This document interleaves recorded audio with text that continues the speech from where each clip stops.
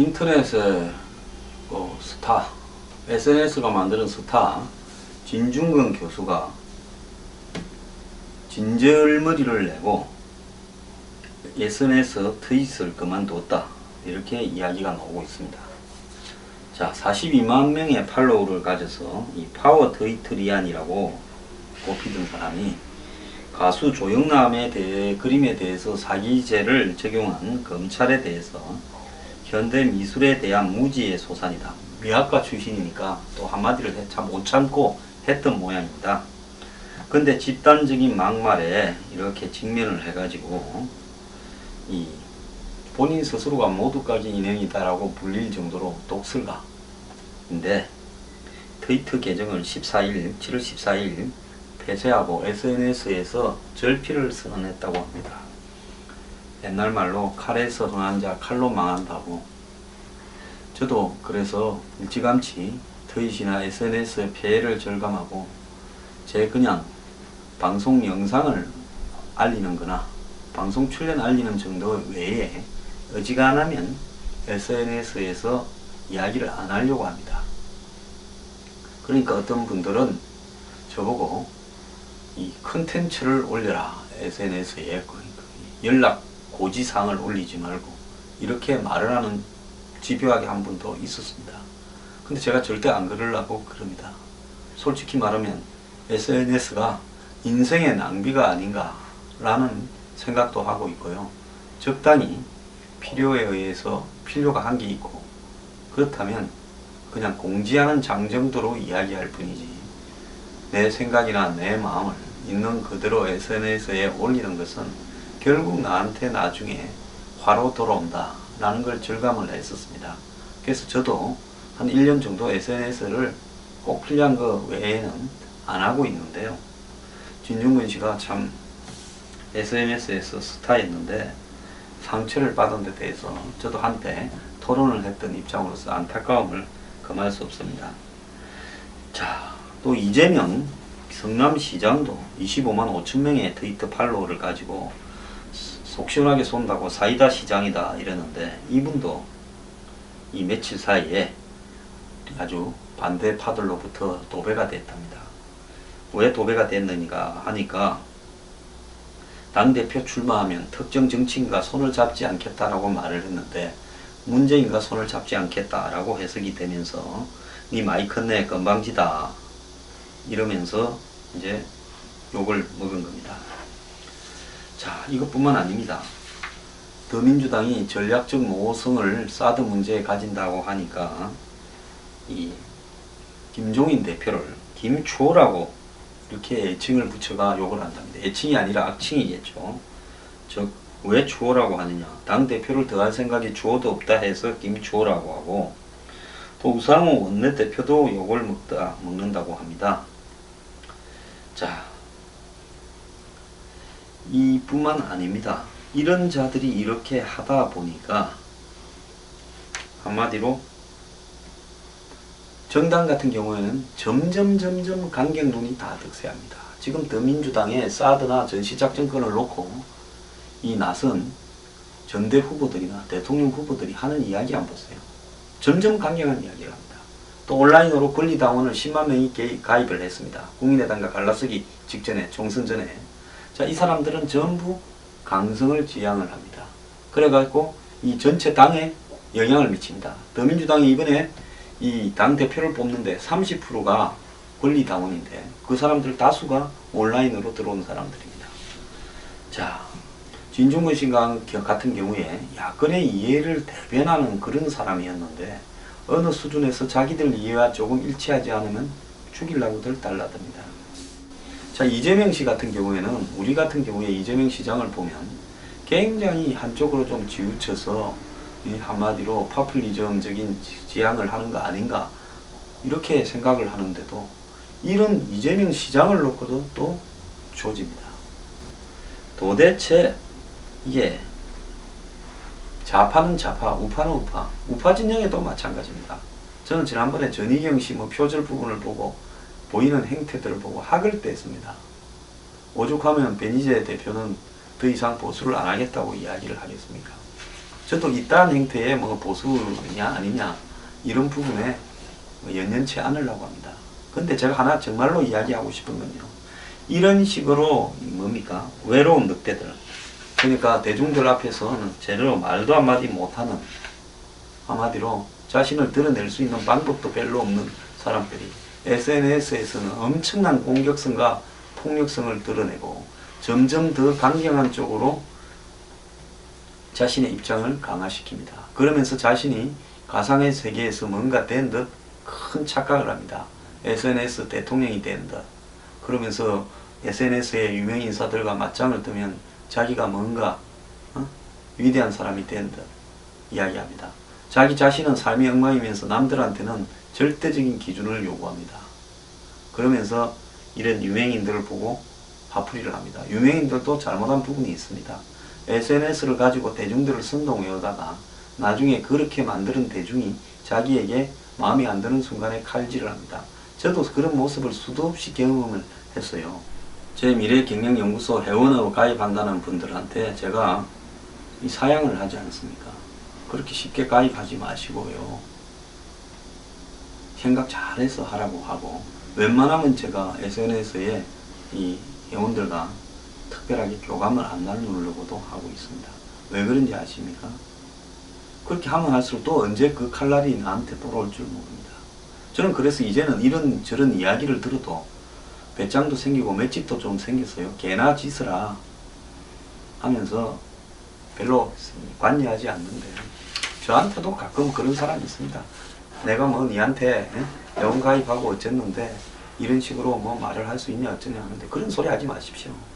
저한테 뭐 생각이 옳아서 들어왔으면 그냥 존중을 하다가 제 생각이 틀렸으면 그냥 같이 안 하면 되지요. 그러지 않습니까? 제가 해달라고 가랭이 잡고 늘어집니까? 그러지 않습니다. 정말로요.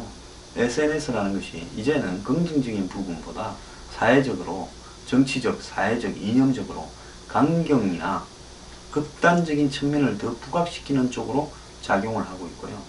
그 다음에 일상의 분노를 SNS를 통해서 표출하는 SNS 정신병자들도 너무 많아지고 있습니다. 저는 참 그런 사람들요, 얼굴 마주보고 정말로 눈 뜨면서 이 눈으로 보면서 대화를 제대로 할 수 있는 용기를 가진 사람인가도 의심스러울 때도 있습니다. 자, 사회를 자기 어떤 불만, 욕망대로 좌지우지 할 수도 없습니다. SNS는 SNS고 일상은 일상입니다. 일상을 도외시하면서 SNS에 모든 걸 걸고 있는 사람, 이것도 정상이 아닙니다. 그런 분들요, 정말 자각 좀 해야 됩니다.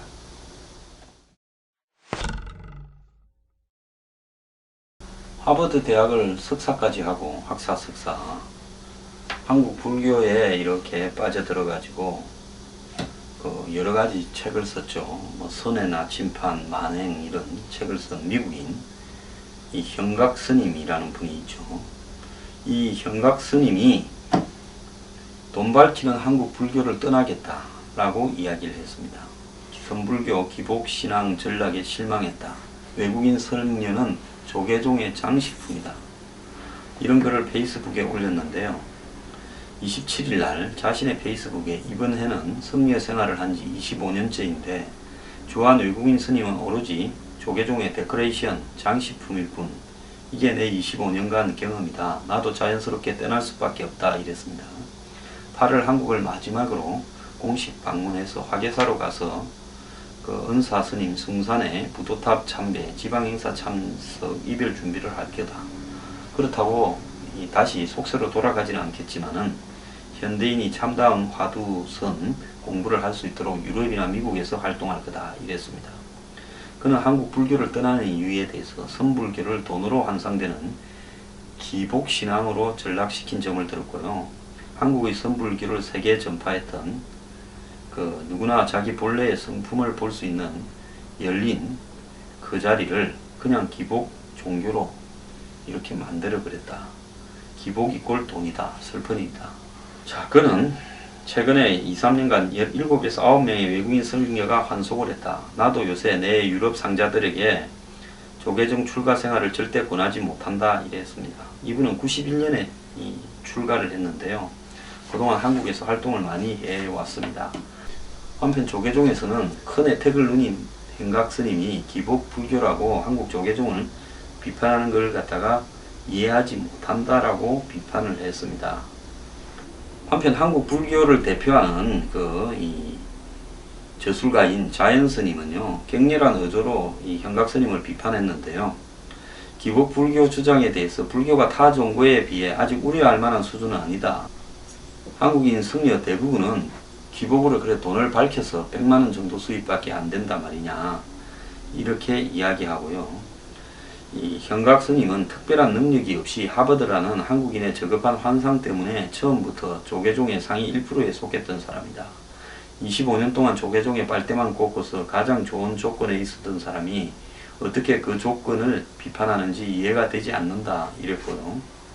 하지만 지지내지 포용하는 소리도 많았다고 합니다. 포교원장을 지낸 지원스님은 이번 현각스님의 탈한국 불교 변론에 양지의 이야기는 덮였지만은 한국 불교에 신불교 유신론이 되길 기대한다 이랬습니다. 즉 불교가 변화하는 계기가 돼야 된다, 이런 말이겠죠.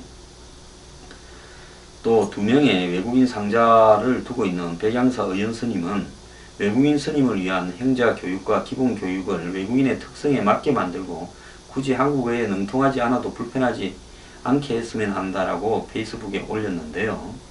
현각스님과 친분이 있는 서울대 우희종 교수, 이분은 바른불교 제가 모임 상임 대표입니다.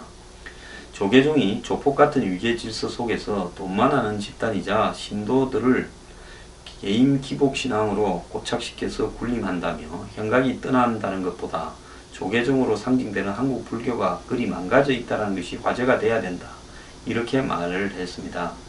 현각스님은 이 불교를 떠난다는 언론 보도와 관련해서 오해에서 비롯됐다면서 글을 지었는데요. 자,